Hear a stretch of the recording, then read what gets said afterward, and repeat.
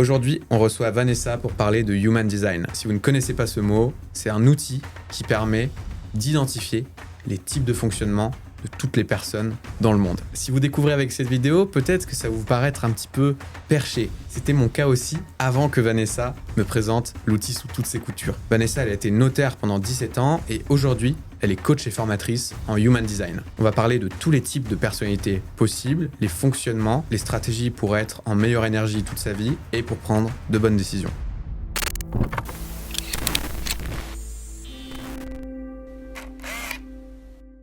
Alors Vanessa, la première fois que tu m'as parlé de Human Design, que tu m'as expliqué ce que c'était, moi je me suis dit « what the fuck ?» Comment tu expliquerais ce qu'est le Human Design à quelqu'un qui n'en a jamais entendu parler? Ok. Le Human Design, c'est une grille de lecture. C'est un vocabulaire, c'est un outil. Mais c'est un outil qui permet de se connaître, de se comprendre et de savoir comment on fonctionne depuis notre naissance. Ça te dit pas quoi faire, ça t'explique comment t'es câblé pour avoir les meilleures opportunités, comprendre comment tu prends tes décisions, être en fait la version la plus optimisée, la plus fluide, la plus alignée de toi-même. Ça se base sur quoi, justement, pour te donner ton profil? Ouais. C'est un outil qui a une construction ésotérique, puisqu'il va être basé sur nos données de naissance. Date, heure et lieu de naissance. Et la construction de l'outil va établir une carte qu'on appelle un body graph, ou un schéma corporel, avec des triangles et des carrés. Clairement, la première fois que tu le vois, tu pannes rien, c'est normal. Et ça, on apprend à le décrypter pour aller comprendre un petit peu tout ce fonctionnement. Ok. Donc, c'est à partir de la date de naissance? Exactement. Ou de l'heure de naissance? C'est les trois combinés. Date plus heure plus lieu pour établir une cartographie unique. Imagine, si tu étais une voiture, eh bien, c'est le plan de conception. Ok. Donc là, ce qui se cache derrière l'outil, c'est de dire que selon le date, lieu, heure de naissance, toi, tu es capable de deviner plein de choses sur la personne. Alors, de deviner, non, mais de lire la carte, oui. Pour le coup, puisque grâce à ces données, moi, je vais aller regarder le schéma, un peu ton mode d'emploi de sortie d'usine. On va rester dans les métaphores de voiture, comme ça tout le monde comprendra. Ouais. Et moi, je vais pouvoir te dire, ok, toi, t'es câblé comme ça. Là, arrête de rouler en seconde, tu vas te cramer. Là, le bitonio, ça veut dire ça. Et je vais pouvoir te donner le mode d'emploi. Mais par contre, c'est hyper important de comprendre que l'Human Design est un outil de compréhension. Il te dit pas quoi faire. Tu restes maître de ce que tu fais au volant et de là où tu vas ou de comment tu vas vivre ta vie. Donc, la première fois que tu m'as parlé de cet outil, moi, je me suis dit, c'est quoi ces histoires selon la date de naissance c'est quoi ce truc de perché, là, lire encore des trucs. Voilà, c'est ça que je me suis dit. Et je pense que c'est ça que se disent aussi des gens qui écoutent. Mais complètement. Jusqu'à ce que tu me montres, que tu me fasses une démo. C'est ça, de ton Human Design. De mon Human Design. Et là, bizarrement, tu disais plus rien. Et là, je me disais, mais qu'est-ce qui se passe? Donc... peut-être ce serait intéressant de creuser pour rendre ça peut-être palpable pour les gens qui écoutent. Un exemple de Human Design, qu'est-ce que ça peut être? Un exemple de profil. Quel genre d'indication en fait tu peux avoir? Soit en prenant un exemple théorique, soit le tien ou le mien, comme tu veux. Ok. T'es d'accord que je prenne le tien? Avec plaisir. Ça marche. Donc en fait, encore une fois, le but c'est de comprendre comment t'es câblé en tant que véhicule et quelles sont tes possibilités. On se doute bien, quand on voit différentes voitures, que tu vas pas faire un Paris-Dakar avec une Tesla, tu vas difficilement faire un Paris-Marseille en un seul plein si tu es une Ferrari. En revanche, tu auras beaucoup plus de facilité à tenir longtemps si tu es un bon vieil espace des familles. Ouais. Mais moi, le but, c'est que j'aille voir cette cartographie-là. Okay. Toi, te concernant, tu es ce qu'on appelle en Human Design un générateur. Le premier niveau de lecture de Human Design, c'est qu'il commence à classifier les gens selon un type qu'on dit énergétique. D'accord. Il y en a 4 différents. Et ça va nous parler à la fois de l'énergie métabolique, genre ton niveau de forme, comment tu vas renouveler ton énergie, comment tu vas la dépenser, mais aussi, selon notre sensibilité, effectivement, ça va parler de quelque chose de plus subtil, de l'aura. Alors après, pour être très honnête, je ne sais pas si j'y crois à l'aura, mais je pars du principe que je ne vois pas le Wi-Fi. Donc pourquoi pas?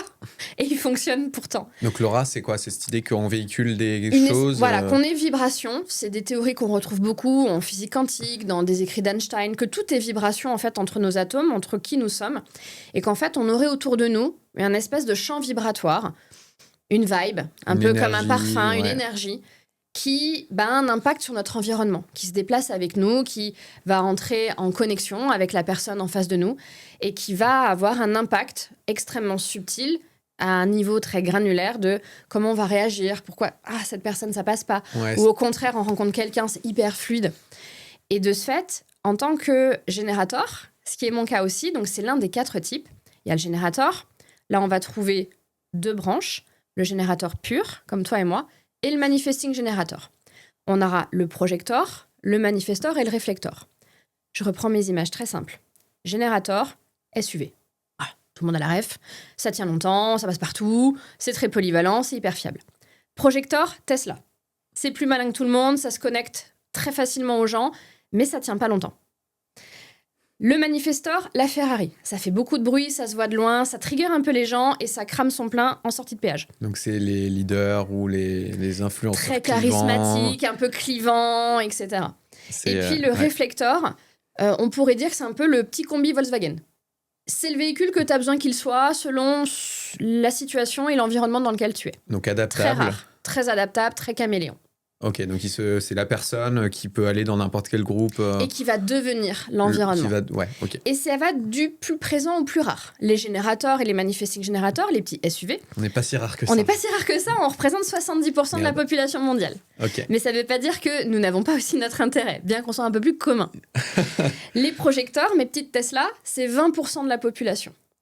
Donc déjà, tu vois, rien que de juste mettre en perspective 2 secondes ces statistiques, c'est de comprendre que si tu es projecteur dans ta façon de fonctionner, si tu es une Tesla dans ta façon de fonctionner, selon ce que tu écoutes, on va peut-être parler du milieu entrepreneurial qu'on connaît bien tous les deux, tu es en train d'écouter les conseils d'un Renault Espace. Tu aurais un exemple de personne de la vraie vie qui est projecteur ou d'archétype, hein, pas forcément une vraie personne, tu vois, mais on se figure un peu que les gens se disent « Ah, je vois lui dans mon entourage. » Par exemple, 2 projecteurs, Barack et Michelle Obama. Le projecteur, il a vraiment ce rôle de guide. C'est vraiment l'individu qui va voir ce que les autres ne voient pas. Il y en a aussi très successful dans l'entrepreneuriat. Après, encore une fois, il n'est pas question du fond, du contenu, mais Sophie Chag est projecteur, par exemple. Jérémy Coleman est projecteur. PB Poncelin est projecteur. Donc, on va retrouver un peu cette caractéristique commune de les gars, ils comprennent un système, ils voient comment ça fonctionne. Tu vois, je t'ai dit plus malin que tout le monde. Et ils vont t'expliquer comment ça marche. Mais par contre, avec cette caractéristique de Tesla qui n'a pas forcément une énergie à foison, ça va être des profils qui vont avoir cette énergie plus fluctuante, donc ils vont aménager leur quotidien, leur travail, leur business, de manière à prendre soin de cette énergie et à recharger souvent. Donc c'est des génies qui ont besoin de repos. Exactement. À côté de ça, les manifesteurs, mes petites Ferrari, qui font beaucoup de bruit, qui vont très vite, très fort, mais pas longtemps. C'est beaucoup plus clivant. Des manifesteurs, Pierre Ninet, Tom Cruise, son manifesteur. Bon, eux, ils sont 9% de la population. Là aussi, prends cet exemple dans l'entrepreneuriat. Si t'es manifesteur, ça veut dire que 91% des conseils que t'écoutes ne sont absolument pas faits pour toi. Les réflecteurs, 2% de la population. Encore plus rare. En personnalité, il y a Sandra Bullock, par exemple. Dans l'entrepreneuriat, une entrepreneure que j'aime beaucoup, Alice Catlino, qui est réflecteur également. Donc, ils sont 2%, donc j'en ai pas non plus 10 à te donner. Ouais. Mais là, on va se rendre compte à quel point cette personne est un caméléon, le roi de l'intelligence relationnelle. Donc, dans la vie d'entreprise, par exemple, c'est quoi? Est-ce que c'est le Happiness commercial manager. Ah, d'accord. Okay. Le RH, le happiness manager, le génie du bilan de compétences, parce qu'il est tellement caméléon qu'il va permettre aux gens vraiment de venir refléter leur zone de génie à eux. Il va le mettre en lumière presque comme un effet miroir. Il devient les gens qu'il côtoie. Donc, est-ce que tu es un peu éponge Ah, mais plus. Okay. C'est très, très présent. Et puis donc, les petits SUV, le commun des mortels, donc les 70%, comme toi et moi. Donc, dans cette catégorie-là, comme je disais, il y en a 2 différents. Le générateur pur, comme nous sommes tous les deux, le petit Renault Espace. Voilà, ça va pas très vite, c'est pas si fou, mais alors c'est ultra stable, ça dure hyper longtemps, c'est increvable, c'est très très fiable. Et puis le Manifesting Generator, c'est l'Audi Q3, plein de gadgets, qui va dans la montagne, dans la route, sur la plage, qui a besoin de variété, qui va s'ennuyer. Et bien, ces caractéristiques-là, dans la façon dont on gère notre énergie, elles vont aussi avoir un impact dans notre quotidien, et notamment dans la vie entrepreneuriale. Générateur, manifesting générateur, on est câblé pour durer longtemps. On est dans un monde de générateurs à 70%. Donc, tout est pensé pour tenir sur la durée, pour demander de la constance, pour l'offre signature, par exemple. Ça, c'est un délire de générateur. Parce qu'on va aller dans la maîtrise, on continue, on refait, on va aller de plus en plus peaufiner notre business, nos offres. Si on devait faire l'amalgame de l'entreprise, on a dit réflecteur, happiness manager. Générateur, ça serait le salarié, la force de travail, l'abeille butineuse. Le manifesting générateur, ça serait un peu le manager. Il est partout, il gère à peu près 36 trucs en même temps, multipassionné, multitâche par excellence. Le manifestor, ça serait le CEO. Ouais, clairement, voilà, il donne la vision, voilà, faites ça les gars, c'est pas moi qui le ferai. Et puis de temps en temps, l'entreprise, elle ferait appel à un consultant externe qui vient, qui amène son regard, qui s'en va, le projecteur. Okay. Donc tu vois à peu près le grand schéma des rôles de chacun des 5 types, qui est vraiment le premier niveau du Human Design. Donc là, on a eu un aperçu des grands profils. Ouais. Qu'est-ce qu'on en fait une fois qu'on connaît, par exemple, son profil? Moi, tu me dis que je suis générateur. Ouais. Cool. Qu'est-ce que je fais de ça? Exactement. Ça me fait So what? Ça me fait une belle jambe. Exactement. En fait, ensuite, quand on va découvrir son profil en Human Design, on va aller voir quelles sont ses caractéristiques. Ok, super, t'as un Renault Espace. Génial, qu'est-ce que je fais avec cette bestiole? Du coup, il va falloir comprendre comment tu fonctionnes, quel est ton type de carburant, t'es essence, t'es diesel, t'es hybride, t'es électrique. Et ben, le générateur, tu vas comprendre que tu fonctionnes avec un seul carburant qui est la satisfaction. Pas le kiff ultime en mode tu sables le champagne à chaque fois, satisfaction. Ça peut paraître évident, tout le monde va se dire, oui, bien sûr, on tourne pas tous à la satisfaction. Un manifestor, il va tourner à la paix. Manifestor, le but de sa vie, c'est qu'on lui foute la paix. Le projecteur, il va tourner à ce qu'on appelle le succès, c'est-à-dire la reconnaissance de sa valeur intrinsèque. Il veut être vu. Le réflecteur va tourner à l'émerveillement et au plaisir de son entourage. Nous, on va vraiment tirer notre carburant de la satisfaction d'être utile. Ok, tu as cette info, qu'est-ce que tu en fais? Eh bien, en fait, ça va devenir une boussole extrêmement précise dans ton quotidien. Dans le Human Design, chacun des 5 types a une espèce de boussole pour savoir si tu es sur le bon chemin ou si tu es en train de forcer dans une direction qui ne te convient pas, que vraiment tu es en train de dire oui alors que tu crèves d'envie de dire non. On appelle ça le thème signature. 2 émotions très simples. Générateur, satisfaction versus frustration. C'est rarement en colère un générateur comme toi et moi. Mais je pense que la frustration, on peut en écrire 5 tomes. Et ce qui va être intéressant de comprendre ce fonctionnement-là, tu sais, mais vraiment c'est comme une voiture. Il y a un truc qui bip. Ah ok, qu'est-ce que ça veut dire ce bip? Eh ben, ça va être d'identifier dans ton quotidien quelle forme prend cette frustration. Moi, en tant que générateur, ma frustration, elle va beaucoup passer par exemple par les achats compulsifs. Okay. Quand le livreur Amazon commence à mieux connaître mon agenda que moi, je me dis, oula, ça sent pas bon. Ouais, il y a un truc pas net. Là, t'es en train, tu vois, dans ton quotidien, dans ton business, t'es en train de faire un truc. Ouais, t'es en train de faire quelque chose, t'es en train de forcer ta bagnole en seconde sur l'autoroute. Il y a un truc qui va pas. Alors que quand on va rencontrer cette satisfaction, là, on va se dire, ok, là, je suis à ma place. Là, je suis dans ma zone de génie. Être générateur, comme toi et moi, ça veut aussi dire qu'une métrique extrêmement importante dans le quotidien, et pour tous les types en Human Design, puisque je fais une parenthèse, en fait, le Human Design, c'est le fonctionnement de ton véhicule, de ton corps. Donc, notre corps a des signaux. Notre corps est un KPI, au même titre qu'un chiffre d'affaires. Est-ce que j'ai de l'énergie? Est-ce que j'ai pas de l'énergie? Est-ce que je me sens à ma place? Est-ce que je me sens pas bien? Eh bien, en tant que générateur, c'est toutes les activités que l'on termine plus en forme que lorsque l'on a commencé. Et là, c'est vraiment le signal qu'en fait, en tant que générateur, même le nom, on génère notre énergie. C'est-à-dire que quand on est dans notre zone de génie, quand on kiffe, limite, nos besoins physiologiques se réduisent. On n'a pas soif, on n'a pas faim, on est vraiment dans le flow, et on se nourrit, et on fait quelque chose qui nous plaît, et bam, on est reparti pour 2 heures. Et tout le monde ne fonctionne pas du tout comme ça. Un projecteur qui va faire une tâche, certes, il aime ça, mais néanmoins, la jauge d'énergie, elle va baisser et sieste. Un générateur, en général, qui fait la sieste, il sait pas faire. Lui, il part pour 4 heures, il fait sa nuit. Donc, c'est vraiment comprendre ton type. Ce fonctionnement va avoir des conséquences.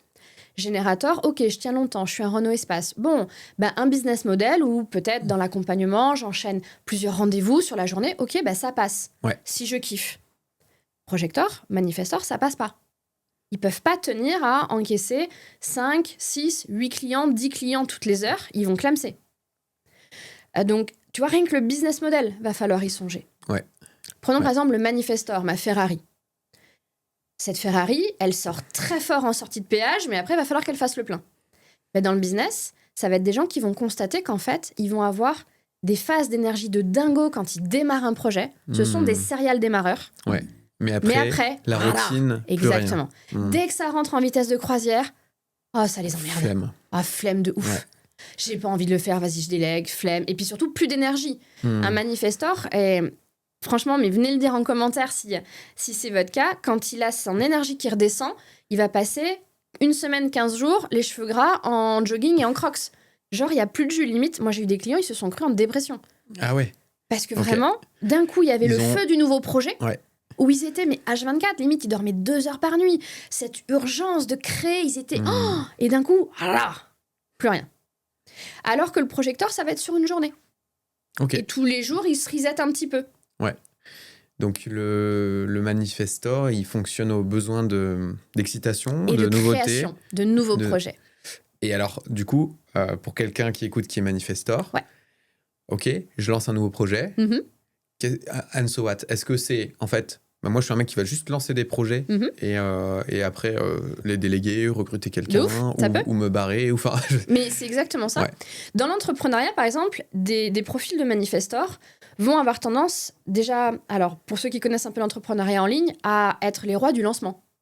Ils adorent ça parce que ça part très fort, très vite et après, j'arrête. Il n'y a pas cette notion de constance.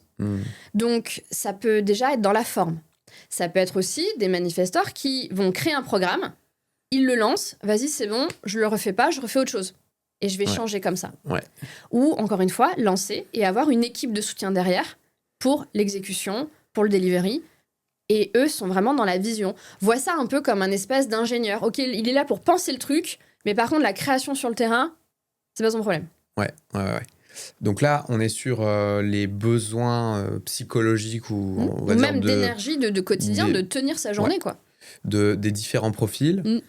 Quelles sont les autres implications du profil qu'on a, tu vois, sur par exemple l'environnement dans lequel on va se placer, les relations qu'on peut avoir. Enfin, tu vois, bien sûr. Je sais qu'il y a plein d'autres aspects.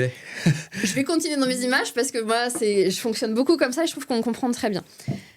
Effectivement, même d'un point de vue relationnel. Moi, de comprendre le human design des gens, des fois, quand je rencontre des personnes, j'ai même pas envie de demander leur prénom, j'ai envie de connaître leur date de naissance pour aller voir. On a ce mode de fonctionnement, on a cette énergie qui est différente, on a ces aspirations qui sont différentes. Générateur, comme toi et moi, c'est un peu l'équivalent d'un labrador. Nous, on a besoin des gens, on veut des copains, on veut répondre, on veut être entouré de personnes. Ouais. Un projecteur, c'est un chat. Donc, il a de l'efficience, il peut aller très vite. Je dis pas qu'il a pas d'énergie, mais par contre, il va vouloir avoir le maximum de résultats avec le minimum d'efforts. Des entrepreneurs projecteurs vont toujours avoir un peu le même discours de « et la Dolce Vita, et le maximum de thunes pour te reposer derrière, profite de ta famille, fais ton yoga, nani nanana ». Quand t'es générateur et que t'es une abeille butineuse, on n'a pas vu beaucoup d'abeilles glander sur un pétale. Non. Donc, nous, on limite, moi, tu me dis, OK, alors je vais travailler 2 heures par semaine, je vais taquicarder. Mais je fais quoi le reste de mes journées, en fait? Ça va pas du tout. Mais tu vois, de comprendre ça, ne serait-ce que même une relation dans un couple, moi, mon chéri, il est projecteur, en fait, à ses yeux, à lui, avant qu'on ait cette grille de lecture pour expliquer nos fonctionnements respectifs, il avait l'impression que j'étais complètement accro au travail. Mais t'as pas de hobby, mais arrête, mais détends-toi, mais ça suffit. Alors qu'à mes yeux à moi, il dit, mais il faut rien. C'est pas possible. Il fait ses journées, il fait son sport, il fait son YouTube, il fait son machin. Donc, ça peut amener même des conflits dans les relations, des conflits de valeurs, en disant, mais attends, mais tu glandes rien, tu m'aides pas, alors que quand je comprends comment il fonctionne en tant que projecteur, que lui, il va faire en 2 heures ce que moi, je vais faire en 6. Par contre, lui, il a besoin de se reposer comme une recharge, comme un iPhone qui a une batterie qui est en train de dead, tu vois. Faut que tu le recharges toutes les 2 heures. Mais par contre, il va fonctionner très bien, qu'il a ce besoin d'être vu, de reconnaissance. Donc, la plus belle chose au monde qu'on puisse dire à un projecteur, c'est « je te vois, ok, ton avis compte pour moi, mais tu nourris la personne en face de toi, tu nourris la relation. Il y a une compréhension de nous-mêmes et de l'autre qui est énorme. Et au-delà des relations intimes, moi, je suis allée voir l'human design de mon ex-mari. Tout s'explique. Ou de ma mère, Moi, je recrute avec le human design. Ok. Parce que je vais chercher... Tu vois, j'ai besoin de quoi là? J'ai besoin d'un SUV, j'ai besoin d'une Tesla. Quels vont être les besoins que je vais avoir? Quelle va être la force de la personne pour qu'elle puisse s'épanouir au max? À quels autres endroits de ta vie tu utilises ça? En gros, ma question pour les gens qui écoutent, c'est ça ressemble à quoi la vie avec ce super pouvoir? Ah là là! Alors déjà, pour l'entourage, c'est chiant. Hein, je tiens à le Tu préciser. fais chier tout le monde? Ah, je fais chier tout le monde. Moi, je regarde Harry Potter. Je suis sûre qu'il est Manifesting Generator 5.2. Ouais, ok. Donc, en fait, moi, je trouve que... Alors, ça peut être très délicat de deviner le human design de quelqu'un sans ces données. Ouais. Parce qu'il faut comprendre que le human design, quand on analyse ce schéma, c'est notre schéma de naissance. Ouais. Je l'ai dit, c'est ton manuel de sortie d'usine. La version optimale de Baptiste, c'est ça. Mais après, il y a une petite chose qui se rajoute par-dessus, ça s'appelle la vie. Des surcouches voilà, logicielles. Exactement. Comment tes parents t'ont élevé, quelle est ta culture, comment Jessica t'a brisé le cœur en 4e, j'en sais rien. Donc, on va s'adapter, c'est normal. Ouais. Et c'est aussi en ça que pour moi, en tant que coach accompagnant, le human design, c'est un outil de fou furieux parce que c'est comme faire la radio de quelqu'un, de dire la bonne version de toi, c'est ça. Dans ta vie, ça part en cacahuète comme ça. On va essayer d'y retourner. Est-ce que c'est la bonne version, tu vois parce que si on a changé en cours de route, c'est qu'on a eu des raisons de changer, tu vois, j'imagine. Est-ce que c'est forcément le but de retourner à ce qu'on était ou pas? Enfin, comment tu vois le truc? À mon sens, il ne faut pas y mettre une notion de temporalité ou de progressivité. C'est pas revenir à la version V1 du logiciel et de tège toutes les mises à jour. Au contraire, ça repose sur des principes de psychologie qu'on va appeler le conditionnement. Le conditionnement, c'est en gros comment tu as été dressé à réagir selon certaines circonstances qui sont potentiellement contre nature, contre ton inclination naturelle. Et le but du human design, c'est encore une fois de revenir à un fonctionnement inné, non pas un comportement, non pas un goût, mais simplement le respect de ton énergie, de qui tu es, et d'être encore une fois dans, une version plus authentique. Je le verrais plus comme des couches d'oignons que la vie t'a collé sur la tronche, que tu vas aller décoller. Il y a des choses très évidentes. Par exemple, les générateurs comme toi et moi, on a tellement ce besoin d'être utile, on a tellement aussi cette ressource d'énergie, en fait, on peut tenir. Donc du coup, naturellement, dans la vie, on a pris des trucs sur notre dos. Vas-y, je le fais. C'est parti. Ouais. Avec ce côté un peu sacrificiel, le but, c'est de dire, OK, t'as cette énergie, mais moi, je veux te rappeler que elle est là pour ce qui t'allume, ce qui t'anime, et arrête de la distribuer à tout le monde, en fait. Je vois Francis qui gère le studio, chez qui ça résonne. Donc, tu vois, il faut pas le voir comme un changement en mode attends, je suis devenue la meilleure version de moi, puis t'es en train de me faire revenir en arrière. Non. Ce que je veux te dire par là, c'est qu'on a un comportement qui a été adapté. De toute façon, et c'est aussi... Il y a beaucoup de psychologie dans l'human design et le côté aussi qu'on appelle les 5 drivers. Sois fort, tais-toi, sois gentil, fais plaisir, etc. Le but, c'est d'enlever ces couches-là avec le vocabulaire du design pour revenir à une version plus authentique de toi, où c'est beaucoup plus fluide, où tu t'arrêtes de t'excuser d'exister, où tu respectes ton fonctionnement. Le but n'est pas non plus d'envoyer chier tout le monde, c'est juste de revenir dans notre fonctionnement, dans le respect de l'autre, dans le respect de son énergie, d'éviter peut-être des burn-out, d'éviter d'être dans des relations plus ou moins toxiques. Et c'est, encore une fois, de revenir à ce qui est déjà là. Notre essence, en fait. Et moi, j'ai cette conviction que elle change pas. C'est quoi les injonctions, les surcouches qui sautent dans les gens autour de qui t'évolues tu vois, par exemple, les générateurs, ça va être ce truc de OK, donc je suis pas obligée de le faire pour tout le monde. OK, je suis pas obligée de répondre à tout le monde. Je suis pas obligée de dire oui. C'est pas parce que je peux le faire que je dois le faire. Ouais. Ça, hyper présent chez les générateurs. Le côté bourreau de travail, je me sacrifie, ça doit être dur. Non. T'as le droit de juste t'amuser, en fait. Chez les manifestors, ce qui est très présent, comme c'est vraiment une typologie qui est rare, qui est très charismatique, cette Ferrari, ça va être aussi de s'autoriser à dire ce qu'il pense. La vulnérabilité ? Exactement. La vulnérabilité, mais également simplement l'authenticité, parce que souvent les manifestors, un enfant manifestor, le human design était pensé pour les enfants. pour les aider à grandir le plus, comment je vais dire ça, authentiquement possible. Les manifestors sont souvent bridés comme des chevaux sauvages. T'es trop. Calme-toi, reste assis, arrête de faire ce que tu veux. C'est hyper indépendant. Un enfant manifestor, s'il y en a parmi les personnes qui nous écoutent qui ont des enfants manifestors, le gamin, à 12 ans, il ouvre sa boîte, à 16 ans, il prend les clés de la bagnole, il va vivre sa vie, quoi. Mais 9%, quand t'as pas ça dans ton entourage, tu te dis, mais il nous enquiquine, là, à vouloir monsieur fait ce qu'il veut quand il veut, reste là, reste à table, écoute-nous. Donc, tu vois, c'est tous ces trucs-là qu'on va faire sauter. De manière générale, c'est l'autorisation d'être soi. Et aussi la compréhension qu'en fait, tout ce que tu sentais en filigrane comme pouvant être l'expression de qui tu es, ben en fait, c'est vrai. T'es pas complètement dingo, t'es pas complètement asocial. Tout ce que tu sentais, en fait, t'as le droit de le ressentir parce que c'est ton fonctionnement d'origine. Donc, autorisation d'être soi, les manifesteurs, autorisation d'être dans leur puissance, de dire ce qu'ils pensent. Les projecteurs, autorisation de dire non, là, j'ai besoin de me ressourcer, comme un espèce de ressort. Tu vois, c'est pas une question qui soit projecteur, mais Usain Bolt est un sprinter. Tu fais pas courir 42 km à Usain Bolt, il va clamser dans l'intervalle. Ouais. C'est juste de dire non, moi, je peux pas fonctionner comme ça. Donc, le HD, Human Design, est quelque part là pour te comprendre suffisamment pour que tu puisses moduler ton environnement et tes relations à qui tu es toi et arrêter de se suradapter. Alors, je sais que toi, tu travailles beaucoup avec des gens qui ont leur boîte Ouais. et tu les aides à aligner justement leur stratégie Et leur business, exactement. à leur profil. Parce qu'il y a, comme tu disais, des stratégies où ça va être des pics d'intensité, d'autres Complètement. courses de fond.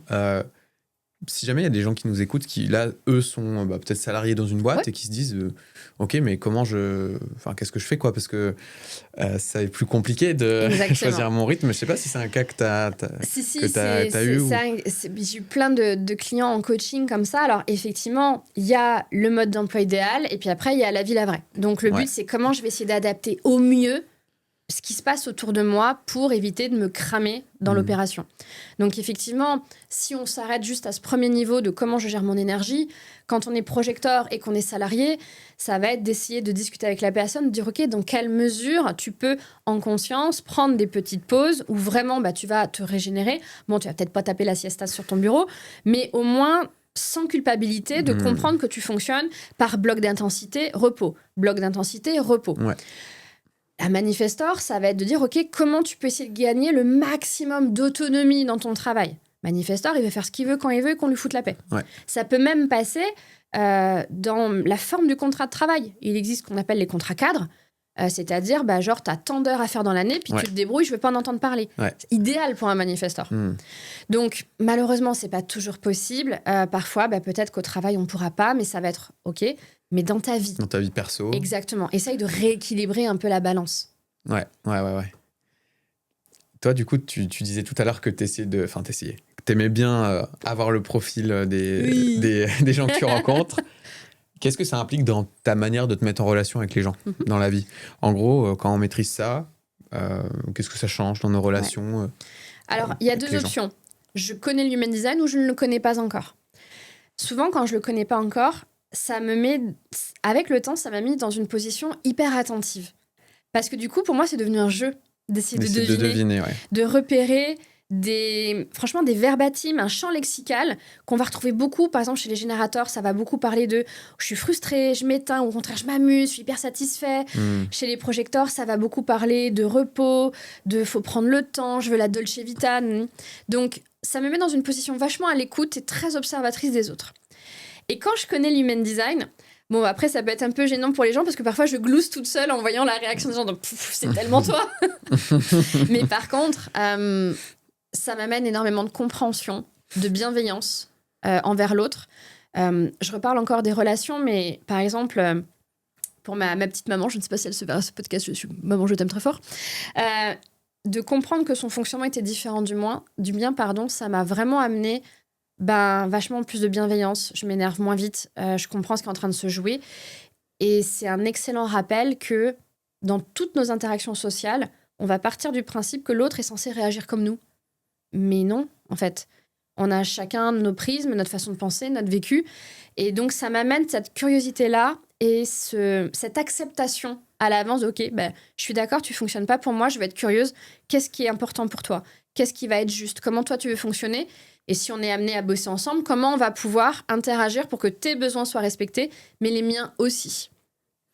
Donc, par exemple, si tu bosses avec c'est quoi, Reflector, par exemple.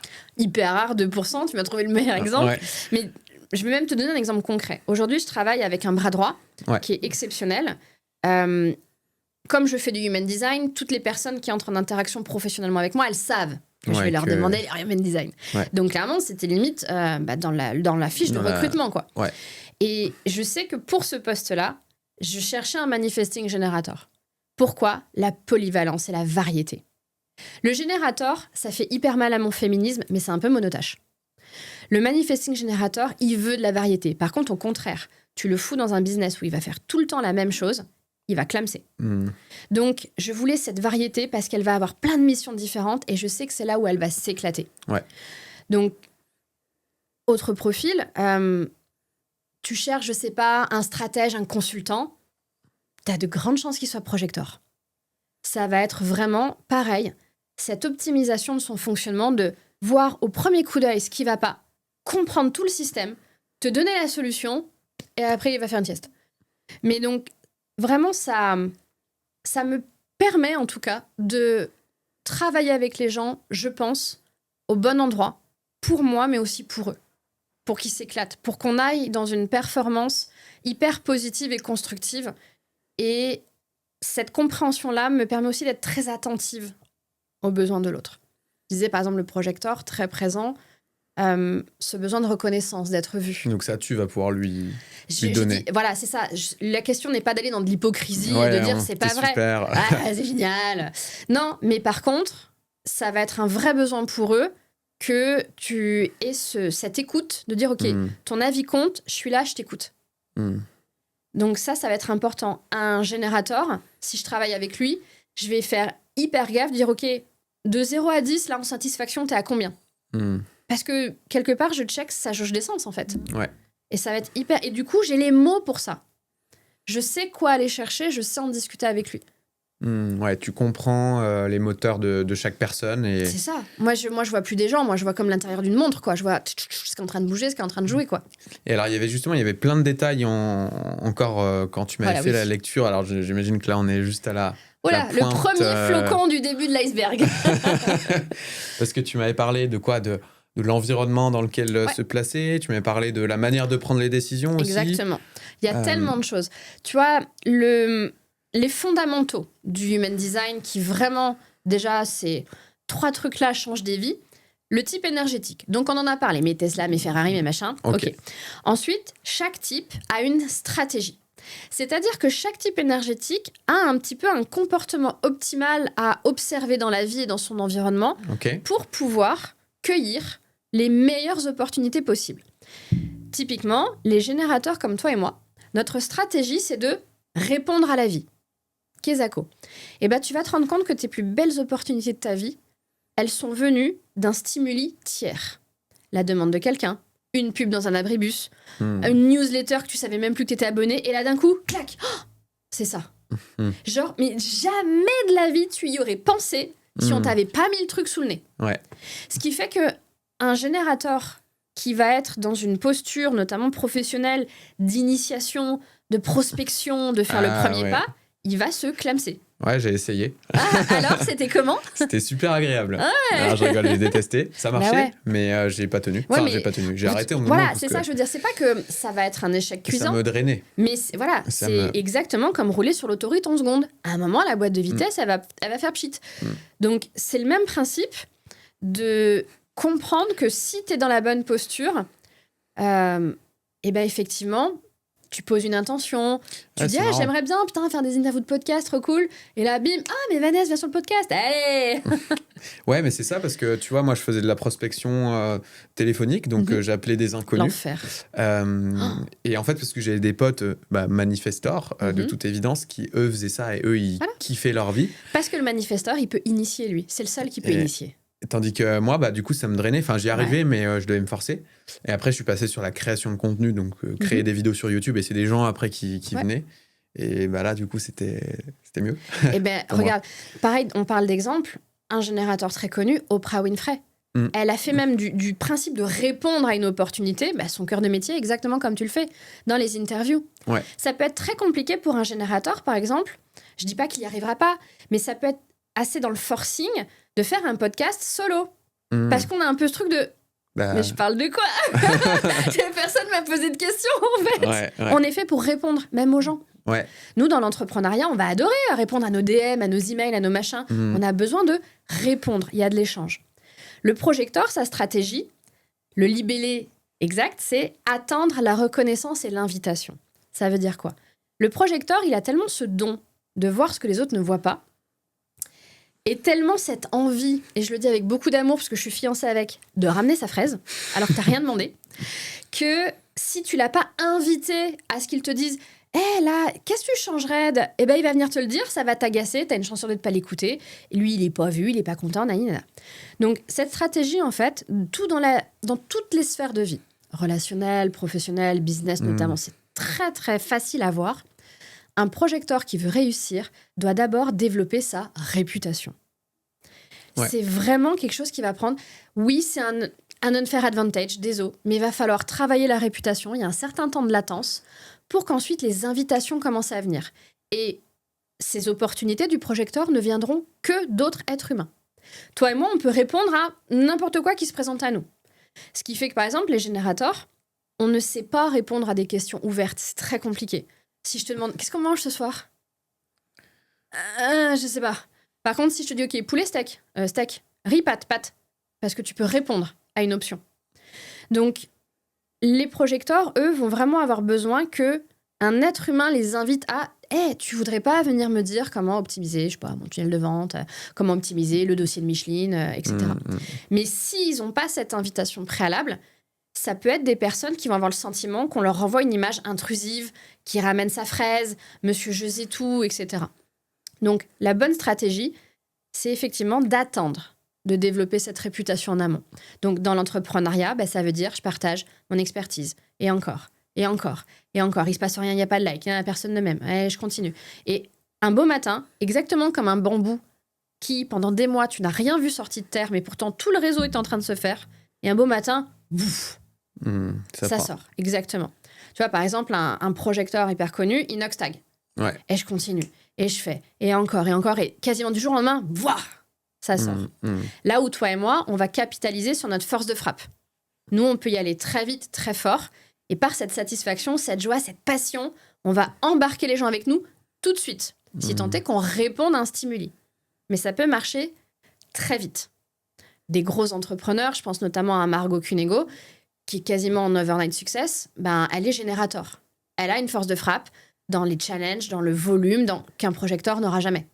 Donc, il va falloir faire différemment. Ouais. Le manifestor a la stratégie d'initier. Alors là, clairement, lui, le gars, j'ai une idée, j'y vais, m'en fiche royal de ce que vous pensez. Il ouvre je le fonce. Marché. Exactement, c'est son rôle. Mais tu vois, rien que ça, ils vont être les meilleurs là-dedans. Mais imagine une vie passée où on te dit, sois tranquille, reste sage, reste à ta place. Il y a tellement de manifestors qui sentent un décalage. Ils ont peur de leur propre puissance. Ils sentent un espèce de truc qui couvre, qui parfois peut leur faire peur. Et les réflecteurs, eux, leur stratégie, ça va être dans leur relation. Le réflecteur, c'est vraiment, tu prends un petit caméléon, tu le poses quelque part, il devient ce quelque part. C'est son environnement qui va lui amener toutes ces opportunités. Mais s'il y a des réflecteurs qui se reconnaissent, ça va être important aussi de comprendre que un réflecteur, c'est une orchidée. Je sais pas si on t'a déjà offert une orchidée. Ou non, t'as peut-être offert une orchidée, mais peut-être. Offrez une orchidée à Baptiste pour qu'il teste. C'est-à-dire qu'une orchidée, c'est magnifique. C'est délicat, sublime. Puis au bout d'un moment, les fleurs, elles tombent et on se retrouve tous avec 2 feuilles moches et des racines. Et on n'arrive plus à faire pousser le truc. Ouais. C'est pas le problème de l'orchidée. C'est le problème du lieu, de l'exposition. Ouais. Un réflecteur, c'est ça.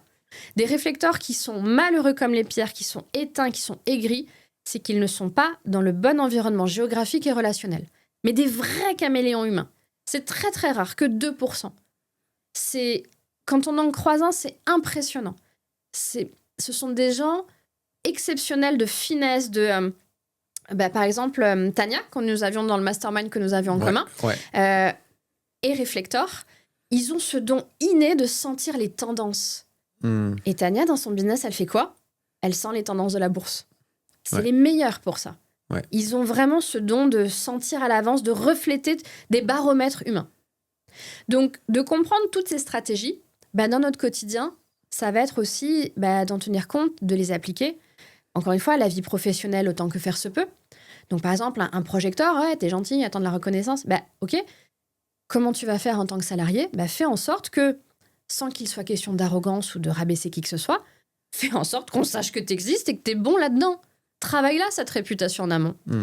Pose cette position d'expert. Ouais.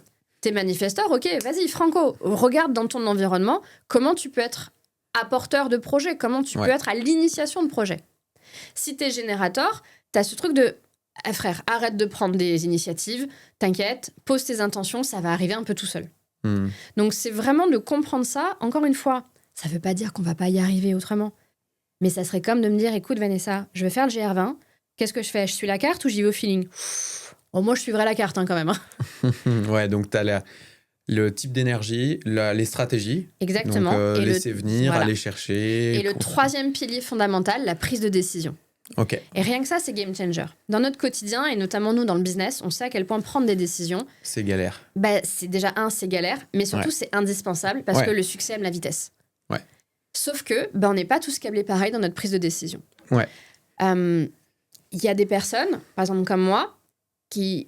Alors en Human Design, on appelle ça l'autorité, qu'on sache de quoi on parle. L'autorité intérieure. Le Human Design part du principe que notre mental n'est pas fait pour prendre des décisions, il est fait pour les exécuter, il est fait pour le comment, mais le oui ou non, il n'est pas bon pour ça parce qu'il est entièrement matrixé. Parce qu'on se croit capable de faire, comment on a été élevé, c'est de l'argile là-haut. Ouais. C'est aussi pour ça que je trouve que, à mes yeux, le Human Design est un outil tellement percutant par rapport à d'autres outils plus classiques managériaux tels le MBTI, le DISC ou l'énéagramme, parce que ces outils-là te posent des questions. Donc ça, tu vas chercher la bonne outils, réponse. Qui font des profils de personnalité. Mais un peu comme le design. Un petit peu pareil. Ils t'expliquent ton fonctionnement. Mais qui, effectivement, se basent sur un quiz, en général. C'est ça, c'est des tests.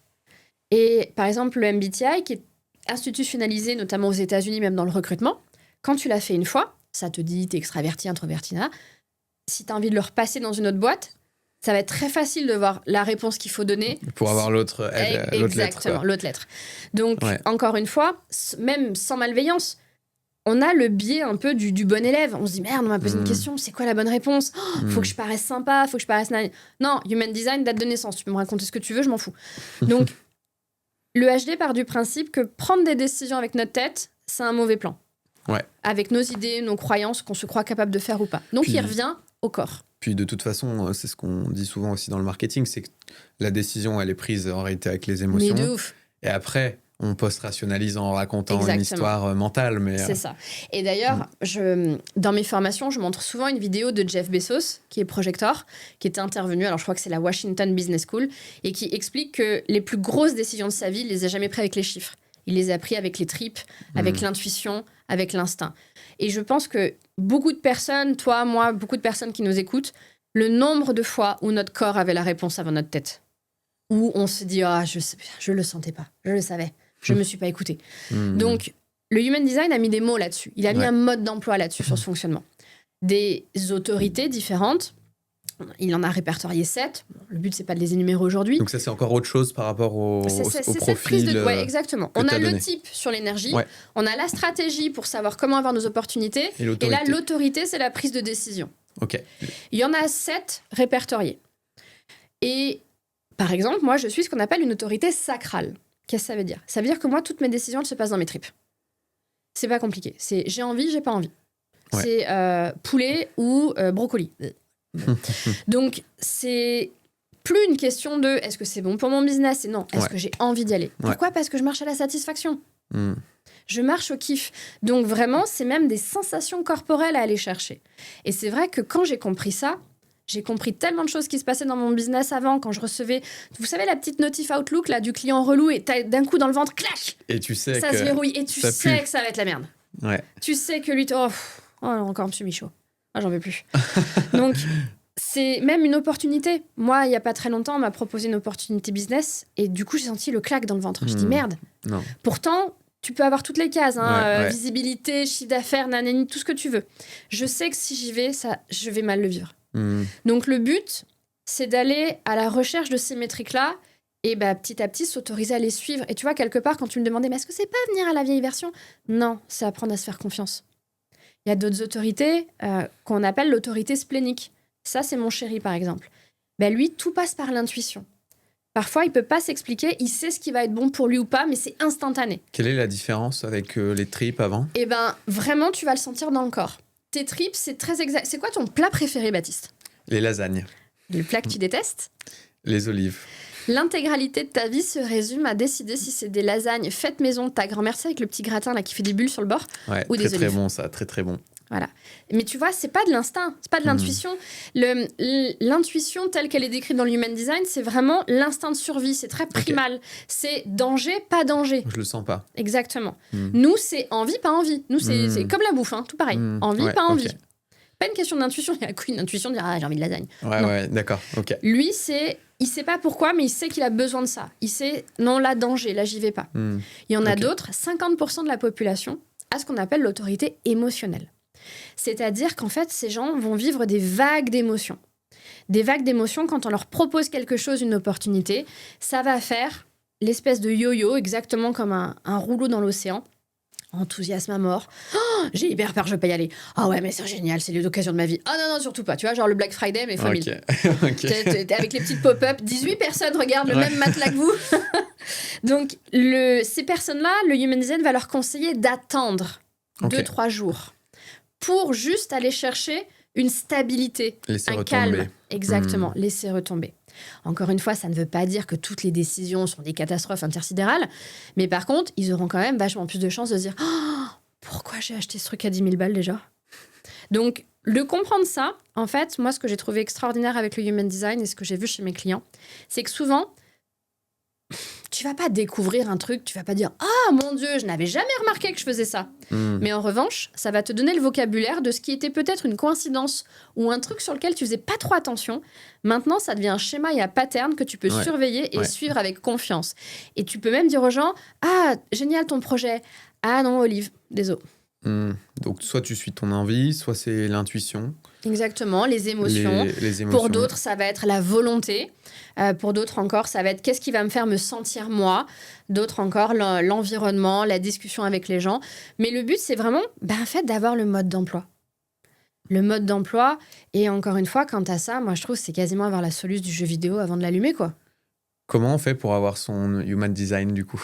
Est-ce que c'est très galère ? Ah, pas du tout. Alors, attends, c'est très simple de l'obtenir. Mais quand tu connais pas et que t'es un moldu... tu vas rien capter. Tu vas rien capter. Tu vas avoir des triangles, des carrés, des chiffres partout faits. Qu'est-ce que c'est ce truc ? Ouais, ok. Donc, non, c'est très simple. Il y a beaucoup de... On peut l'avoir sur mon site gratuitement. Il y a plein de sites gratuits. Il faut simplement avoir date, heure exacte de naissance. Donc, on regarde le carnet de santé, on fait un SMS à maman et le lieu de naissance. Ok.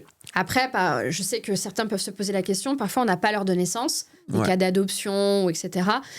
Des logiciels professionnels comme moi j'utilise, on peut faire plein de plages horaires. Et en discutant avec la personne, s'il y avait des grandes différences, moi je discute avec elle. Ouais, alors attends, est-ce que tu te sens plutôt comme ci, plutôt comme ça ? Et on va réussir à aiguiller. Ok, d'accord. Et ouais... Comment ça te laisse sans voix. Non, mais comment ? En fait, je pense que la question que beaucoup de gens se posent, dont moi, mais c'est comment ça mon marche ? lieu... En gros, qu'est-ce que mon lieu de naissance vient foutre là, quoi, tu vois ? Dans le Human Design et la construction est un espèce d'algorithme et la synthèse de plusieurs outils. Notamment dans ces outils qui sont centralisés là-dedans, il y a de l'astro, il y a de la kabbale, il y a le I Ching chinois, il y a les chakras, et également de la physique quantique, des neurosciences et de l'épigénétique. Donc en fait, effectivement, la date de naissance, il y a un background d'astro, clairement. Donc ça va amener une certaine configuration à ton schéma énergétique. Donc ça a un impact. Et après, c'est aussi voir... je sais bien ce que tu disais, tu peux croire ou non à l'outil. Et encore une fois, j'ai presque envie de te dire, il n'est pas question d'y croire. Et à la limite... C'est de tester. Ouais. Moi, je dis à mes clients ou même mes élèves, je leur dis, ne croyez absolument rien de ce que je vous raconte. Hein. Ne croyez rien de ce que je vous raconte. Mais essayez. Ayez juste la curiosité d'aller voir. C'est un outil. S'il ne vous parle pas, next. Ouais. Par contre, s'il vous intrigue, et j'ai envie de vous dire, de manière générale, dans la vie, quel que soit l'outil qui vous appelle, trouvez-en un et poncez-le. D'apprendre à se connaître. Moi, c'est celui-là qui m'a parlé. Je l'ai trouvé tellement précis, tellement bluffant que j'ai dit, ok, bah vas-y, banco, moi je veux aller travailler sur moi grâce à ça. Ouais. Et c'est pas un système de croyance, absolument pas. C'est juste un champ lexical pour comprendre comment tu fonctionnes de base. Comment est câblé ton moteur. C'est une grille de lecture. Exactement. C'est une perspective, une vue. De là où tu veux aller. Mais par contre, effectivement, si t'es câblé comme une Tesla, bon, bah, désolé frère, mais Paris-Dakar, non quoi, ça va pas le faire. Mais par contre, t'as d'autres avantages que moi j'ai pas. Ouais. Donc, c'est quelque part, c'est revenir à, ok, comment je peux tirer le meilleur parti de ce qui est en moi, en mon pouvoir. Et il y a des choses, bah, on pourra pas, tu sais, quelque part, je sais pas, même comme la muscu, il y a des gens, bah, ils ont des segments longs, d'autres des segments courts. Voilà, il y en a, ils vont sauter très très haut au basket, d'autres pas du tout. Bon, bah, le but, c'est de faire avec ce qu'on a, mais le mieux possible pour s'éclater dans notre vie. Avec quoi t'aimerais que les gens qui ont passé une heure avec nous repartent de cette interview? Eh ben, j'aimerais que les gens repartent avec la curiosité de vouloir savoir pour une fois comment eux, ils fonctionnent, qu'est-ce qui est juste pour eux, et de par cette information, comment ils peuvent moduler, encore une fois, leur environnement relationnel, familial, géographique, professionnel, bah, pour essayer quelque part aussi de reprendre le pouvoir là-dessus. On vient pas tous avec, on l'a vu, les mêmes avantages, les mêmes atouts, la même histoire, le même bagage, mais par contre, je pense qu'on est absolument tous responsables de ce qu'on en fait. Et moi, ce que le Human Design m'a apporté, c'est, à mon sens, une véritable liberté dans mes choix. De ne plus être la victime de la circonstance, de subir, je sais pas, la peur de la réaction de quelqu'un, de subir une situation, et de tellement bien me connaître que j'arrête de rouler dans les champs ou de rouler en seconde et d'essayer d'être la plus optimale. Donc j'aimerais que les gens aillent vers cette connaissance d'eux, juste cette curiosité de « Ok, en fait, en vrai, bah, comment je fonctionne ? C'est quoi qui est important pour moi ? En fait, je me suis jamais posé la question. » Et de par là, ça va aller souvent à la curiosité de « Ok, mais mon conjoint, il fonctionne comment ? Mes enfants, là, mais en fait, c'est pas des mini-moi du tout. Ça se trouve, bah, je vois bien l'autre, il marche pas comme moi. On va essayer de comprendre qu'est-ce que c'est que cette affaire. » Donc, c'est d'avoir cette appétence-là de se connaître mieux parce qu'à mon sens, c'est la clé d'une vie ou d'un projet pro épanoui. Si ça a résonné, on vous mettra des petits liens qui vont bien en dessous vers ton travail, Vanessa. Avec plaisir. Vers le Human Design, je pense. Enfin, on verra ce qu'on met, mais vous devrez trouver. Merci d'avoir partagé tout ça avec nous. Ouais. On espère que ça vous a plu. N'hésitez pas à nous laisser un petit com qui fait plaisir. Et à très vite.